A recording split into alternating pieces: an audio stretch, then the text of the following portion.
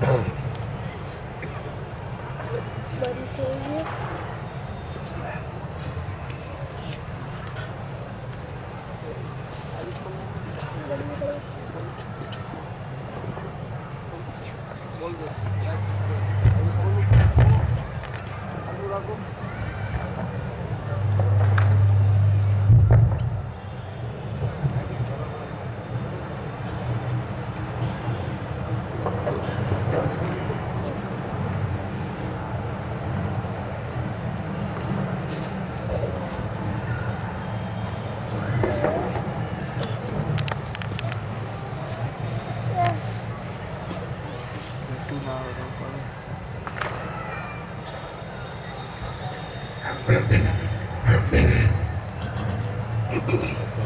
સ્વામિનારાયણ ભગવાનની જય, અક્ષર પુરુષોત્તમ મહારાજની જય, ગુણાતીતાનંદ સ્વામી મહારાજની જય, ભગવતજી મહારાજની જય, શાસ્ત્રીજી મહારાજની જય, યોગીજી મહારાજની જય, પ્રમુખ સ્વામી મહારાજની જય.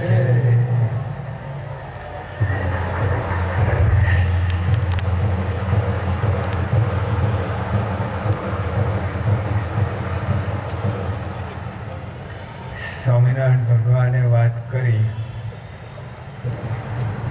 બહાર તો આપણે પ્રકાશ કર્યો, બહાર ખૂબ પ્રકાશ થયો. જો મોટા મોટા નેપોલિયન જેવા,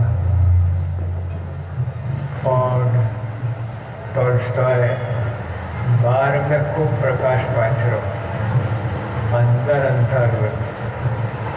એટલે અમને ભયંકર મૂંઝવણ થયેલી છે પોતાના જીવન દરમિયાન.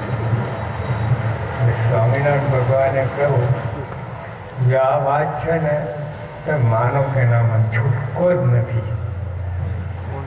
આપણી દાદાગીરી નહીં ચાલે.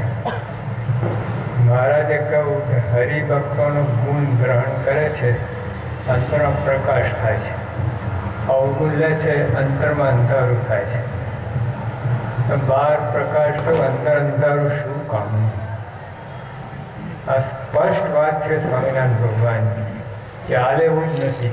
યોગી આવે કે આ બેસાડવું જ પડશે મનમાં, ના બેસે ચાલે જ નહીં. ધણી એ છે, ધણીનો ધણી વાત કરે છે, તમે કોણ આ સત્સંગની અંદર? તમે તમારું પોતાનું ઘરનું બધું કાળો ના ચાલે. સ્વામિનારાયણ સ્પષ્ટ વાત કરી છે, છૂટકો જ નથી. એટલે પછી સ્વામિનારાયણ બહુ સરસ વાત કરી. ભલે ભલે શબ્દ એટલે સો વોટ, શું થઈ ગયું? ભલે અમારી સેવા ના કરતો હોય. સ્વામી બાપાની સેવા કેટલાનો ભાગમાં આવે? આપણે અમે 1000 છીએ સાધુ, પછી તમારો વારો. એટલે વાત જ ખોટી. તો એ સ્વામિનારાયણ ભગવાન કેટલી સરસ હતી. ભલે અમારી સેવા ના કરતો હોય, પણ હરિભક્તના ગુણ કહેતો હોય તેને અમારી અતિશય સેવા કરી એમ માની લઈએ છીએ.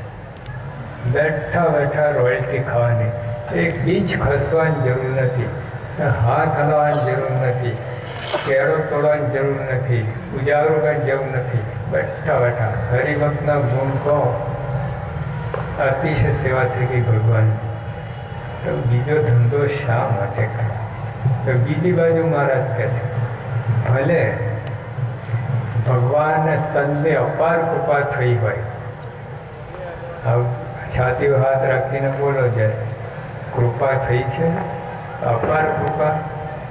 કૃપા કદાચ કહી શકાય, અને અપાર કૃપા થઈ છે તો સ્વામિનારાયણ ભલે ભગવાન સુધી અપાર કૃપા થઈ હોય, પણ જો સંત હરિભક્તનો અવગુણ લેતો હોય તો ધામમાં ના જાય.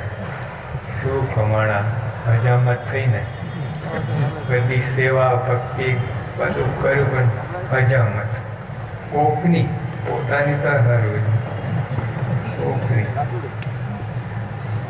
આ છૂટકો નથી, ચાલે એવું જ નથી. આમાં કોઈ જો 1000ની નોટ છે તમારામાં ચાલે તમે ના પાડો કે 1000 નોટ નથી, તમે કોણ પૂછે છે? જાઓ પૂજા કરો. 1000 નોટ રહેવાની જ છે, તમારા કહેવાથી મટી જવાનું નથી. એમ ભગવાન સાહેબ આ બધા જે મારું ધામ સરોપરી છે તેના નિવાસી આ સંતો હરિભક્તો છે. તમે કોણ ના પાડનાર છો? ધામ જેનું છે એ પોતે કહે છે. આ છાનામાના દોડ આપણને કર્યા વગર, બુદ્ધિનો એ કર્યા વગર આ ભગવાન આવું આયોજન સરસ છે. અંદર એન્ટ્રી થઈ જાય, આપણું કામ થઈ જાય. આ બધાને દિવ્ય માનવાને એ બ્રહ્મ વિદ્યા. આ ચોખ્ખી વાત છે. અહીં દાદાગીરી નહીં ચાલે. તમે કોણ? આ શરીર કલાકે શું થાય ખબર નથી, આ ભાન નથી આપણને. આ શરીર પર કાબુ છે તમારો? મન ઉપર ક્યાંથી હોય? તો આત્મા ઉપર ક્યાંથી કાબુ હોય? તમે કોણ? શું દાદાગીરી? શું તમે? ભગવાન ચાલવા દે છે. હા, ભગવાન આમ કરે તો ઊભો રહે. એટલે આ બધી વાતના પડતા નહીં. છાનામાના સત્સંગને દાસ થઈને, મહિમા સમજીને, મહિમા ગ્રહણ કરીને, ગુણ ગ્રહણ કરીને ચાલશું. અંતરમાં શાંતિ રહેશે, પ્રકાશ થશે. મહારાજે કહ્યું પ્રકાશ જળ બહાર તો છે, અંદર પ્રકાશ કરવાની જરૂર છે. અંદર પ્રકાશ ના થયો ને કોઈ અર્થ નથી. અને આવા ભગવાન સ્તન મળ્યા છતાંય પ્રકાશ ના થયો અને જે કંઈ પ્રકાશ એ ઓલવી જાય, કેવું કહેવાય? કઈ મૂર્ખાઈ, કઈ કોઈ દાપણ કર્યા વગર બધા દિવ્ય માનવા અક્ષરધામના નિવાસી છે. ભગવાનનો સંબંધ થયો, સંબંધને લીધે. કારણ કે કોઈને ચાલે એવું નથી. આવા ભગવાન આ સ્તન મળ્યા છે, ક્યારે મળ્યા નથી, ક્યારે અનંત કદ વીત્યા. તેમાં જો એકવાર સત્સંગ મળ્યો હોત તો જન્મન રહેવું ના હોત. એટલે આપણે આ વખતે જન્મ્યા છે એનો અર્થ એ જ થયું, આના પહેલાં ક્યારે આ સત્સંગ મળ્યો જ નથી. પહેલી જ વાર આ ભગવાનના ગુણાથી સંત સ્વામી બાપા ક્યારે મળ્યા નથી. આ પહેલી વાર મળ્યા. એટલે સ્થૂળ દ્રષ્ટિથી, બાહ્ય દ્રષ્ટિથી આપણે બધું લોચા વાગે છે, મારે છે. બધે ટૂંકમાં ભગવાન પર વિશ્વાસ રાખો. સ્વામિનારાયણ ભગવાન કહ્યું કે અતિશય દ્રઢ વિશ્વાસ ને અતિશય દ્રઢ શ્રદ્ધા હોય તો દેહ છતાં બ્રહ્મુખ થઈ જાય. તો વિશ્વાસ આ વાતોમાં, આ વાતો વિશ્વાસ કે બધા દિવ્ય છે, અક્ષરના મુક્તો છે, અક્ષરના અધિકારી છે, એ રીતે ગુણ ગ્રહણ કરીએ, સંબંધ મહિમા સમજીએ. આમાં વિશ્વાસની જરૂર. બીજો વિશ્વાસ કે દેહ ને આત્મા, દેહ આપણે દેહ નથી, આત્મા છે, એમાં વિશ્વાસ. પછી આ ભગવાન સર્વોપરી છે, સર્વ કરતા છે, એમાં વિશ્વાસ. હજી કલમો છે એની અંદર વિશ્વાસ રાખીએ આપણે, અંતર પ્રકાશ થઈ જાય. જો ત્યાં સ્મૃતિ મંદિરમાં ત્યાં આગળ રંગોલી બનાવી, એમાં જ લખ્યું રાજ મારે દેશની દિવાળી દે. લો તો જ્યાં ભગવાનનો મહિમા સમજીએ, હરિભક્તોનો મહિમા સમજીએ તો દિવાળી જ છે, રોજ દિવાળી છે. ના સમજાય ને તો દિવાળી દિવસે હોળી છે, દીવો નહીં ભડકો.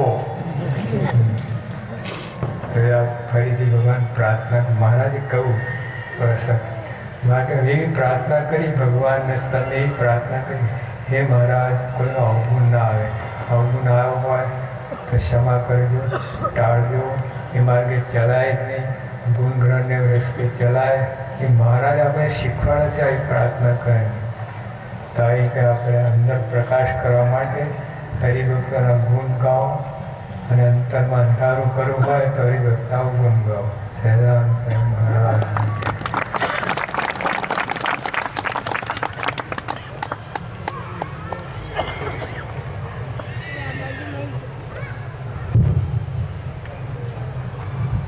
હેલો. પરમ પૂજ્ય મહંત સ્વામીએ આપણને